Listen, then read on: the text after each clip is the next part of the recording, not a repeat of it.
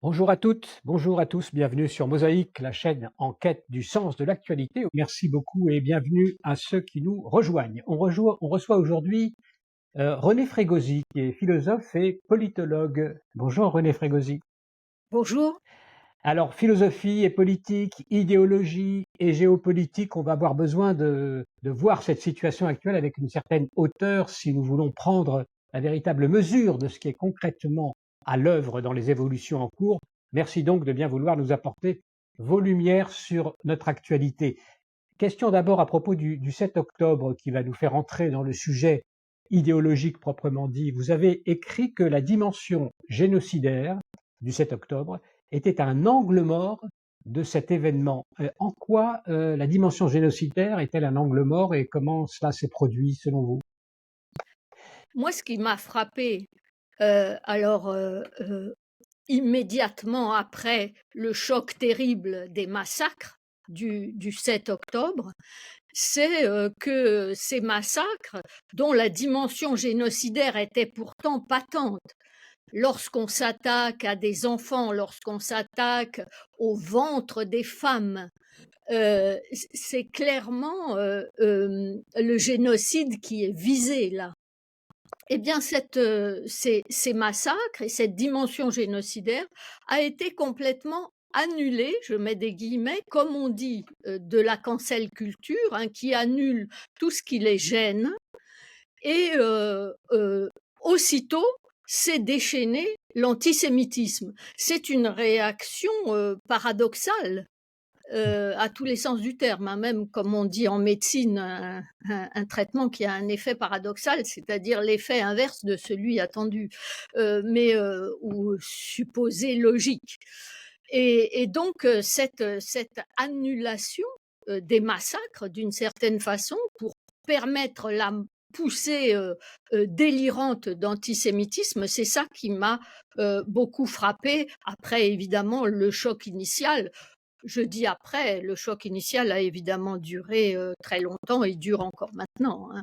Mais c'est cette annulation de la dimension génocidaire, du crime de masse qui m'a beaucoup frappée et que moi je mets en relation avec, ce que j'appelle l'idéologie pro-palestiniste. Hmm. Alors, qu'est-ce que c'est que cette... Pro-palestiniste, disons un mot de c'est-à-dire cela précisément. voilà, c'est une idéologie qui va même au-delà, de l'amour, pro-palestinien, hein, cet amour délirant pour le peuple palestinien ou le supposé peuple palestinien. Hmm. Alors, peut-être quand même sur ce mot, le palestinisme, euh, qu'est-ce que ça apporte peut-être au niveau conceptuel, ce que vous nous dites? Mais alors, le pro-palestinisme, pour moi, c'est vraiment une idéologie, structurée qui va instrumentaliser la situation objective des Arabes de Palestine et de leurs descendants, hein, sur 4 générations quasiment maintenant, et qui en fait une arme contre Israël et contre les Juifs. Donc la dite cause palestinienne qui a été donc inventée, on le sait bien, hein, dans les années 60, notamment, autour du KGB, où le «malheur palestinien» entre guillemets est donc devenu le nœud d'une idéologie, dynamique, hein, qui permet une dynamique mobilisatrice qui va, permettre de coaguler différents courants idéologiques antisémites ou même Hmm. comme on le dit à juste titre maintenant, anti-juifs, Hmm. hein. Alors, on va y revenir, on va un peu détailler, mais quand même, pour ne pas, certains peuvent être choqués par le fait que vous disiez que le pro-palestinisme serait forcément une instrumentalisation. Est-ce qu'il n'y a pas une revendication nationale du peuple palestinien qui est malgré tout légitime? Alors c'est pourquoi je dis pro-palestiniste et non pas pro-palestinien. Parce que effectivement, on peut considérer que aujourd'hui, depuis les années 60, ça fait donc plusieurs décennies maintenant, heu, un peuple palestinien s'est constitué, en effet, à partir d'une volonté idéologique, hein, mais aujourd'hui c'est un fait. Donc effectivement, on peut considérer que le soutien à la revendication d'un État palestinien peut être légitime. Et ça, ce serait donc une attitude pro-palestinienne. Mais ce que j'appelle justement le pro-palestinisme, donc un mot en isme, c'est une idéologie qui instrumentalise un fait objectif. Parce qu'une idéologie, c'est toujours fait de réel et d'imaginaire. Alors oui, il y a un réel, il y a des Palestiniens. Aujourd'hui, on les appelle comme ça, puisque en fait, les pays arabes ont constitué euh, un abcès de fixation, hein, autour des Arabes de Palestine, en les maintenant dans leur situation de réfugiés, ce qui est une situation complètement aberrante sur des générations et des générations, et on a vu toutes les dérives les plus criminelles de l'UNRWA. Donc l'organisme de l'ONU chargé de ces réfugiés sur 4 générations, et donc de faire de cet état de fait l'ancrage réel d'une idéologie, d'un mythe et d'une idéologie mobilisatrice contre Israël et contre les Juifs. Alors, on va rentrer un peu dans le détail, si vous voulez bien. Vous avez récemment publié un article sur le site de l'Observatoire des idéologies identitaires qui s'intitule Le justicialisme du privilège juif. Il va falloir quelques explications. À propos du wokisme, vous écrivez notamment « La théorie aberrante du privilège blanc a produit un surjon spécifiquement antisémite. À la mi-juillet 2020, résonnant avec l'hashtag privilège blanc, est apparu sur Twitter l'hashtag Jewish privilege, privilège juif, qui a été repris plus de 120 000 fois, 120 000 messages antisémites en 24 heures. Donc les juifs seraient des privilégiés.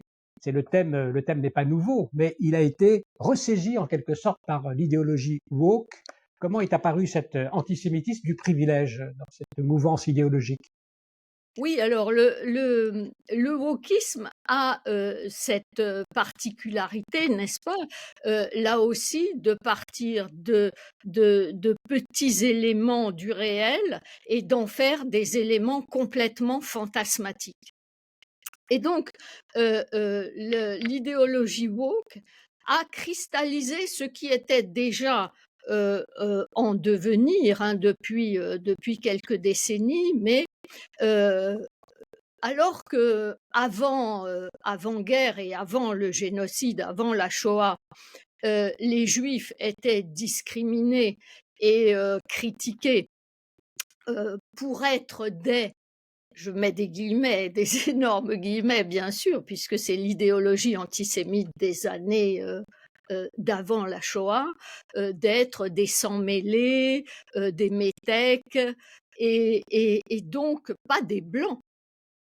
Or, depuis les années 60, et ça n'a fait que s'amplifier avec la création d'Israël et avec la défense des Israéliens de leur propre État, les Juifs se sont transformés non seulement en blancs, mais en super blancs.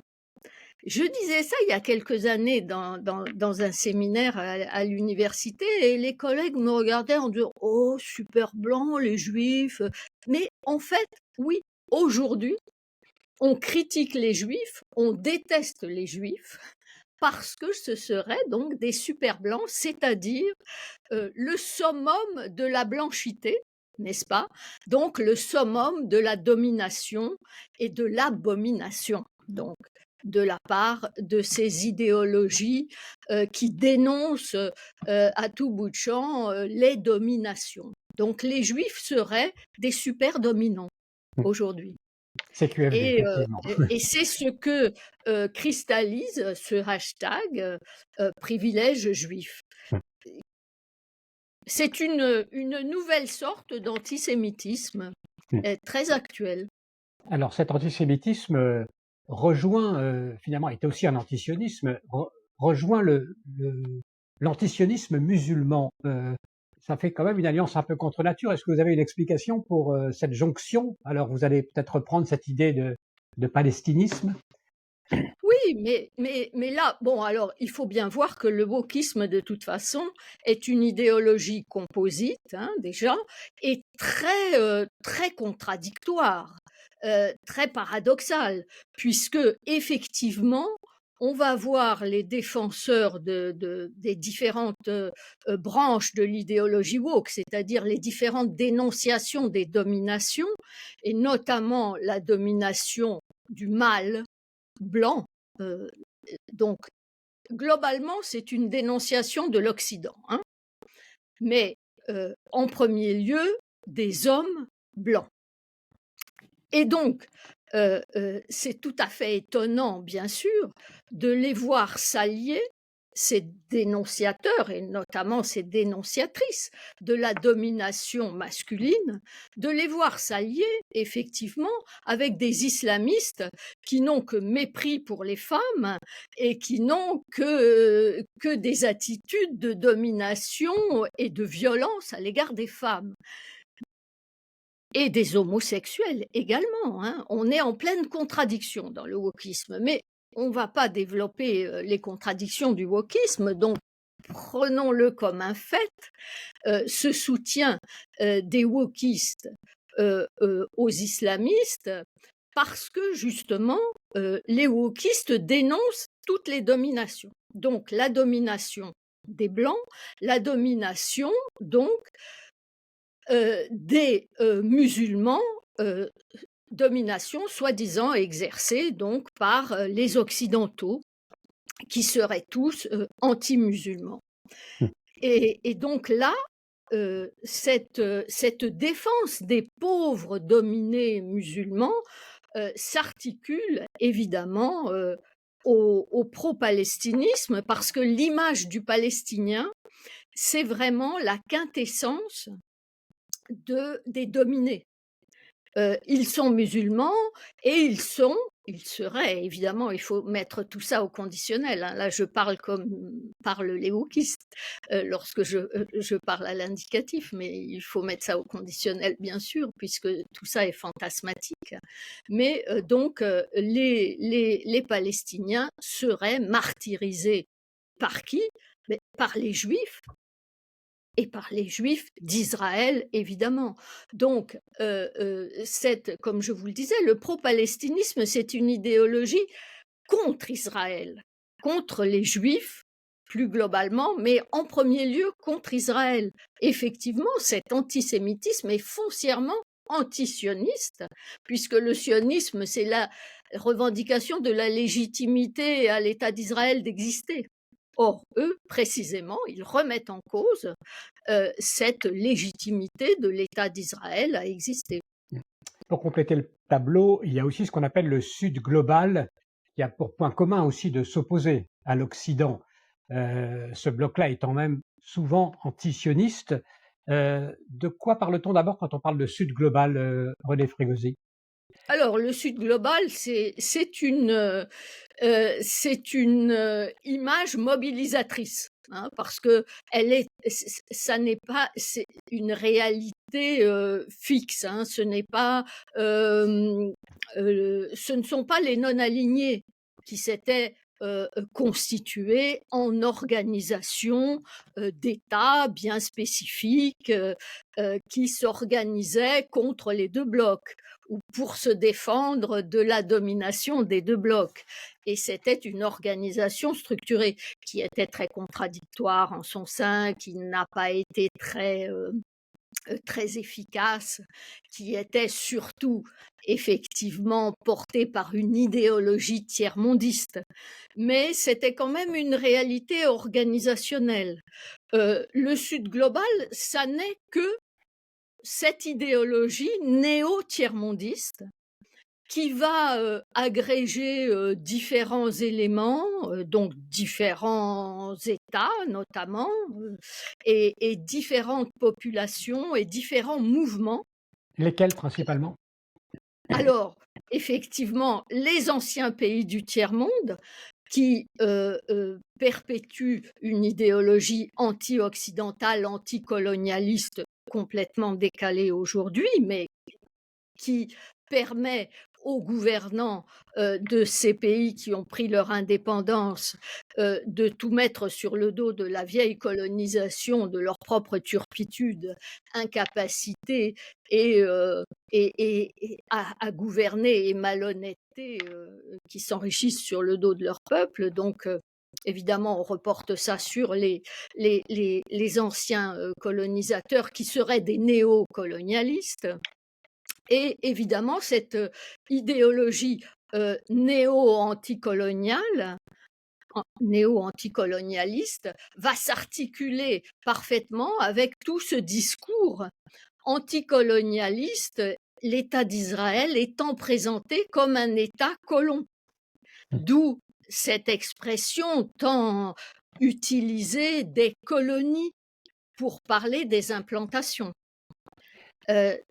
Tout ce discours anticolonialiste s'articule très bien, évidemment, à ce discours anti-Occident, anti-blanc. Et donc, ces pays dits du Sud vont être à nouveau, comme ça a été le cas d'ailleurs avec le tiers-monde, hein, instrumentalisés par des grandes puissances qui sont toutes des grandes dictatures. On va avoir effectivement la Russie, la Chine, mais également l'Iran, ô combien, et même un petit peu la Turquie, qui essaye de se mettre dans le coup, qui vont tous revendiquer d'une certaine façon le leadership du Sud global. Alors là encore, évidemment, le Sud global est plein de contradictions et de conflits internes, hein, parce que les grandes dictatures, les grandes puissances dictatoriales d'aujourd'hui, elles savent s'allier contre l'Occident, ce qui est très dangereux pour nous, mais elles ont aussi évidemment leurs propres divergences et leurs propres rivalités. Cela dit, c'est tout de même assez impressionnant ce tableau, wokisme, islamisme, sud global, tout cela finalement convergent vers ce point central qui est la détestation d'Israël et l'antisionisme en général. Quand on y réfléchit bien, c'est assez fascinant de voir comment de telles masses finalement se concentrent sur un tout petit point précis et qui permet peut-être la cohésion de cet ensemble. Comment est-ce que ça semble être quelque chose qui a rarement été vu dans l'histoire? Bon, il faut bien savoir que la haine des Juifs, c'est ce qui permet depuis des décennies et des siècles de coaliser justement des éléments hétérogènes et conflictuels entre eux. Ça permet une homogénéisation. Et on le voit bien d'ailleurs avec précisément le populisme. Moi, je me souviens toujours d'une étude très éclairante qu'avait fait Gino Germani, le grand politologue italo-argentin, qui a beaucoup travaillé sur le péronisme et sur le populisme, hein, et son enquête sur les populations ouvrières en Argentine, en fait, ce qui distinguait les ouvriers de gauche des ouvriers péronistes, c'était l'antisémitisme des péronistes. L'antisémitisme qui permet de coaguler comme ça des masses ouvrières à d'autres classes. Parce que le populisme, c'est interclassiste, hein, évidemment. Et donc, l'antisémitisme permettait d'articuler des ouvriers issus de la gauche, souvent, à des grands propriétaires, alliés d'ailleurs aussi souvent, pour leur part d'ailleurs, à des anciens nazis. Mmh.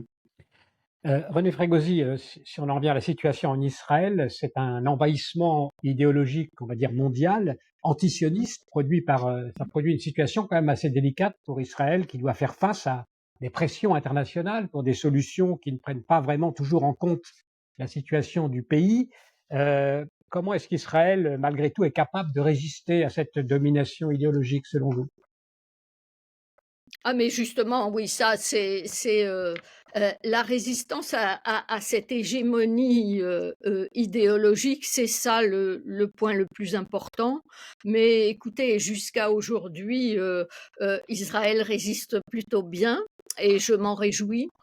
Heu, Effectivement, je pense que le choc du 7 octobre, a fait prendre conscience à certains qui l'avaient peut-être oublié, que, Israël a de nombreux ennemis et que les Israéliens doivent défendre, toujours les armes, à la main, leur État, parce que leur État est légitime et leur État, garantit leur survie.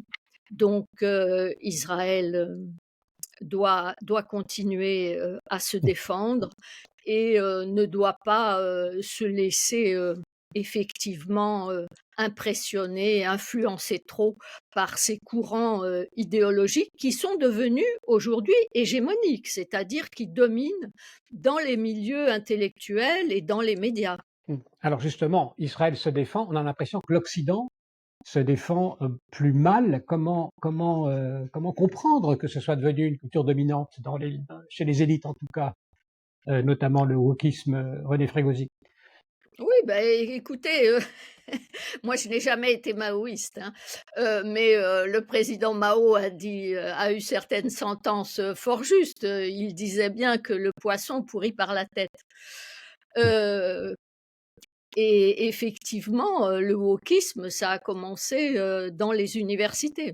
Alors j'ai des collègues, universitaires, actifs. Moi, je suis à la retraite maintenant, donc je ne subis plus, la les persécutions, que mes collègues, en activité subissent de la part, des wokistes dans leurs universités. Mais effectivement, c'est un courant qui ne cesse de monter, depuis, quelques décennies, au sein des universités. Mais, ça a, ce parce que si vous voulez, c'est, dans les années 60-70 à l'université, la gauche était peut-être elle aussi, dominante, hein. Mais, ça n'était pas, la même gauche.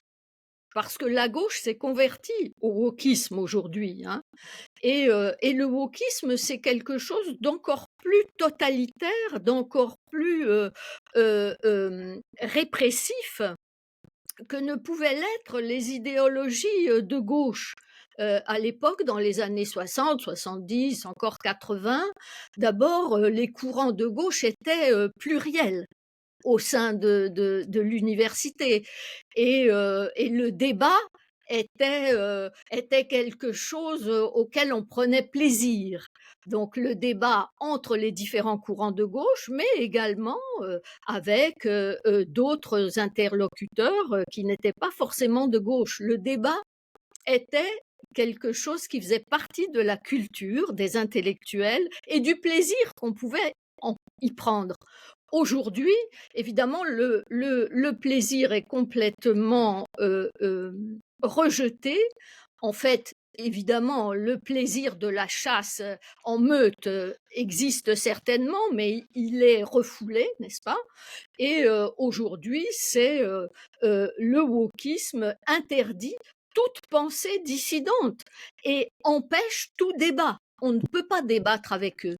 Et donc c'est vraiment quelque chose de terrible parce que, tous ces intellectuels, qui sont convaincus, qui sont vraiment endoctrinés, ont pris possession des institutions universitaires, mais également dans les médias, dans le monde de la culture et évidemment, pas seulement en France, hein, dans toute l'Europe et évidemment évidemment, ça a commencé aux États-Unis. Mmh. Alors c'est quand même curieux effectivement que des lieux, précisément de transmission de savoir, disons, ne rejettent comme ça la possibilité même de débattre, de penser, de critiquer. Est-ce qu'il peut pas y avoir, selon vous, on se demande, hein, une rupture, peut-être anthropologique qui serait produite par, cette rupture de la transmission du savoir au profit d'une pensée qui est quand même idéologique, comme vous l'avez dit, en tout cas déconnectée du réel C'est un homme nouveau qui se crée peut-être dans ce creuset-là. Écoutez, j'espère pas, mais en tous les cas, je constate, une rupture, épistémologique, sinon, anthropologique, entre précisément, ces idéologies de gauche auxquelles moi j'appartenais, hein. Je suis de tradition, anarchiste et socialiste et je n'ai pas renoncé, à mes à mon idéologie libertaire et sociale, hein. Mais simplement, je ne me retrouve pas du tout, dans la gauche d'aujourd'hui, dans la gauche wokiste, qui, à mon sens, a complètement, perverti, toutes nos luttes et tous nos idéaux, libertaires et sociaux, de l'époque, c'est-à-dire des années 70, 80 pour, ce qui concerne ma jeunesse. Mmh. Est-ce que vous avez des raisons pour lesquelles vous auriez, cette capacité de résistance plus forte que d'autres, René Frégosi, par rapport à cet envahissement? Beh, c'est-à-dire nous, on a une capacité de résistance parce que précisément notre pensée était une pensée critique, non pas au sens des wokistes aujourd'hui, parce qu'ils ont, pris tous nos termes, tous nos mots, heu, MOOTS, hein, les paroles, toutes nos expressions et ils en ont perverti le sens. Critique, nous, on l'était au sens kantien du terme, c'est-à-dire qu'on prenait une distance par rapport à l'objet, qu'on, essayait d'étudier les conditions de possibilité d'émergence d'un phénomène. On analysait, on comprenait, on confrontait et cetera. Aujourd'hui, eux, ce qu'ils entendent par le mot critique, c'est la dénonciation d'une domination qu'ils considèrent comme un a priori. Ils n'interrogent pas du tout le réel pour savoir s'il y a de la domination ou pas. Ils partent du principe qu'il y a domination. Mmh. Donc, en fait, il n'y a pas d'esprit critique. L'esprit critique est tué dans l'œuf. Donc, évidemment, c'est très inquiétant pour les générations, les jeunes générations qui n'entendent que ça à l'université, qui considèrent que le réel est un donné, qu'il est fait de domination finalement indépassable. En fait, on n'est plus dans la temporalité, on est dans l'éternité de la domination, on est dans une pensée complètement mystique, d'une certaine façon, où le temps humain est aboli. Mmh. Et peut On est dans le temps du martyr. Donc vous voyez d'un point de vue de structure mentale, on peut très bien rejoindre, la mystique du martyr, des islamistes. mmh. On est sur des structures de pensée totalitaires, heu, similaires d'une Et certaine façon. mmh, une situation Donc effectivement donnée qui c'est très n'évolue pas. inquiétant. Mmh, mmh. Et Pardon? non, Oui. ça ne bouge pas. Mmh. Alors, ce que vous disiez sur le temps me faisait penser à ce titre du livre d'Abraham Echel, Les bâtisseurs de temps. Justement, cette notion d'arrêt du temps, elle n'est pas forcément illogique qu'elle prenne comme cible privilégiée ceux qui se veulent au contraire les bâtisseurs de temps et ceux qui estiment qu'il y a une temporalité et donc une possibilité pour l'histoire de s'améliorer, de changer, de se transformer. Absolument. Et c'est nous qui sommes en charge de la perfection du monde, le perfectionnement continu du monde. C'est nous, les humains, qui sommes en charge du monde. Et évidemment, c'est quand même, il faut reconnaître que c'est, la culture juive quand même qui nous a apporté justement cette idée de l'interprétation, de l'analyse, de la compréhension. C'est pour ça, moi, on me dit souvent: «Mais enfin, pourquoi tu es tout le temps avec des juifs? Toi, tu es pas juive et tout». Mais moi, je leur dis: «Mais tout intellectuel est un peu juif». C'est la pensée juive, nous en sommes irrigués. lorsqu'on est justement dans l'histoire, dans la réflexion, dans l'analyse, dans l'interprétation, dans la critique, dans la remise en cause euh, perpétuelle pour améliorer et perfectionner le monde. Mais effectivement, ça, c'est une perspective historique qui semble de plus en plus fermée par les courants idéologiques actuels. Mais on ne peut pas se désespérer. On ne peut pas se désespérer, donc nous continuons à résister, à lutter, à penser, à interpréter et à échanger Voilà. tant que nous pouvons. Et vous êtes né à Ajaccio, René Frégosi. Est-ce que le fait Oui. d'être d'origine corse, ça peut aider aussi à cette... Pardonnez-moi la Écoutez, question. c'est possible. On dit souvent que c'est vrai que en Corse, l'antisémitisme n'a pas pris racine et que nous avons assimilé en fait de nombreuses vagues d'émigrés juifs. Et peut-être que effectivement, dans le fond de notre culture, nous avons des fortes convergences avec les cultures juives.